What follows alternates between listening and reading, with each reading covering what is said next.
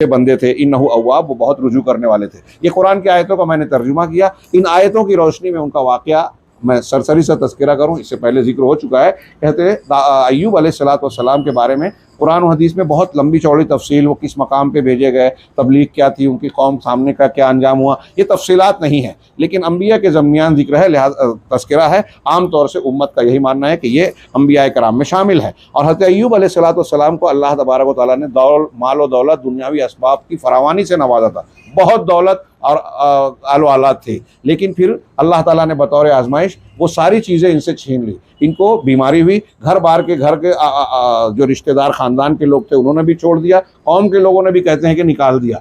ये तनहा रहते थे, सारे ख़ानदान वालों में सिर्फ एक बीवी इनके साथ थी जो इनकी खिदमत करती थी और कहीं काम वाम करके उनके खाने पीने का इंतज़ाम भी किया करती थी। हाँ, एक लंबी मुद्दत तक हज़रत अय्यूब अलैहिस्सलाम इस तरह की ज़िंदगी गुजारने पर मजबूर हुए कि बहुत सख्त और मुशक्क़त वाली बात थी। हाँ, इसीलिए सब्र अय्यूब मशहूर है, बहुत जिक्र किया जाता है। कितने सालों तक ये रहा, ये बात तो तय है कि सालों तक रहा। हाँ, अब कोई 3 साल की रिवायतें पेश करता है, ज़्यादा से ज़्यादा 18 साल का जिक्र करते हैं। हाँ, बाज़ लोगों ने कहा कि 12 साल, किलानी साहब कहते हैं कि 12 साल वाली रिवायत राजी है, कुछ लोग 3 साल कहते हैं। बहरहाल अगर 3 साल भी माना जाए तो भी कम नहीं है, और 18 साल ये तो बहुत है। इस लंबी मुद्दत में हज़रत अय्यूब अलैहिस्सलाम जो है आजमाइश से दो चार रहे। हाँ, लेकिन कुरान का सियाक बताता है कि शिकवा नहीं किया। हाँ, सूरह अंबिया में है कि अल्लाह से दुआ की, रब्बी अन्नी मस्सनी अज़्ज़ुर्रु व अंता अर्हमुर राहिमीन, परवरदिगार मुझे तकलीफ़ ने पकड़ लिया और तू अरहमुर राहिमीन है। यानी गोया बस तज़किरा कर रहे हैं अल्लाह से कि मैं बीमार हूँ। हाँ, और तू अरहमुर राहिमीन है, रहम करने वालों में सबसे ज़्यादा रहम करने वाला। ये नहीं कहा कि मैं इतनी तकलीफ़ उठा चुका और तूने इतना लंबा पीरियड मुझे मुब्तला रखा वगैरह वगैरह, कोई शिकवा शिकायत नहीं की। हाँ, तो गोया एक नमूना है। तो हज़रत अय्यूब अलैहिस्सलाम की दुआ को अल्लाह ने कबूल किया और फिर कहा कि पैर से ज़मीन पर मारिए। ठीक है, मौजज़ा है, लेकिन फिर भी मेहनत करने को कह रहे हैं, तो हमें भी कुछ हासिल करने के लिए मेहनत करनी चाहिए। ज़मीन पर मारा तो वहाँ से एक चश्मा फूट गया। बुखारी की रिवायत है, बुखारी वगैरह में, सही बुखारी वगैरह में, कि हज़रत अय्यूब अलैहिस्सलाम बरहना गुस्ल कर रहे थे। हाँ, इससे ये पता चलता है एक नबी ने बरहना गुस्ल किया, मतलब ये कि कपड़े उतार के, अगर हम ऐसी जगह हम किसी की निगाह नहीं पड़ रही है तो कपड़े उतार कर गुस्ल किया जा सकता है, ये गलत नहीं है।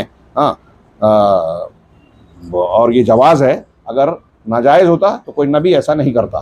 बहरहाल बरहना होकर गुस्ल कर रहे थे तो अल्लाह तबारक व तआला ने सोने की चिड़ियाँ उस पर आप पर गिराई, वो उसे चुनने लगे तो अल्लाह ने कहा कि क्या मैंने तुमको इससे बेनियाज नहीं किया, तुम ये उठा रहे हो? तो कहा अल्लाह के रसूल, अल्लाह ताला ये बात तो सही है, लेकिन तेरे फजल और तेरी बरकत से मैं बेनियाज कहाँ हूँ। सही बुखारी वगैरह में ये रिवायत मौजूद है। तो बहरहाल उस चश्मे से जो निकला पानी, वो उसके पीने से गोया अंदर की बीमारियां और गुस्ल करने से बाहर की बीमारियां उनकी ठीक हो गई। ये बतौर मौजज़ा था। लेकिन इन्होंने आगे एक चीज़ ये भी निकाली कि आज के ज़माने में हम देख रहे हैं, साइंस ये कहता है कि ठंडे पानी से कई बीमारियों का इलाज होता है। तो हज़रत अय्यूब अलैहिस्सलाम के इस पूरे वाक़े में हमारे लिए इबरत व नसीहत के बहुत सामान है कि बहुत सब्र किया, फिर बाद में उनको बीमारी ठीक हुई तो फिर से बीवियाँ घर बार आए और अल्लाह ने कहा कि उनके जो पूरा ख़ानदान है उसके मिस्ल और दे दिया। तो एक कौल यह है कि जो पिछले ख़ानदान था वो भी आ गया और मज़ीद औलाद और मज़ीद हुआ। कुछ लोग कहते हैं कि सरे नौ नया ख़ानदान बहुत बड़ा चौड़ा इनको मिल गया, माल व असबाब भी अल्लाह ने फरावानी के साथ दिए। और इन्होंने गुस्से में आके एक मरतबा कसम खाई थी कि अपनी बीवी को 100 कोड़े मारूंगा। तो अल्लाह ताला ने कहा कि ठीक है, अब ऐसा करो कि तिनकों का कुछ घास फूस का 100 घास ले लो और उसको हल्का सा मार दो, इस तरीके से तुम्हारी कसम पूरी हो जाए, कसम टूटे नहीं। यहीं से लोगों ने हीले का दरवाज़ा खोल लिया, लेकिन ये दरवाज़ा खुलता नहीं है। इसमें तफसील होगी। कुछ मौक़ों पर अगर कहीं उज़्र हो, वजह हो, तो ऐसा किया जा सकता है। एक हदीस की रोशनी में अहले इल्म ने इसे बयान किया। अल्लामा अलबानी ने जिसको सही कहा, गालिबन सुनन इब्न माजा की है, कि अल्लाह के रसूल ने एक माजूर शख्स को कोड़ों में इसी तरीके से तिनकों के ज़रिए से मारकर जो है तखफीफ की। आगे हम बढ़ रहे हैं कि नंबर 5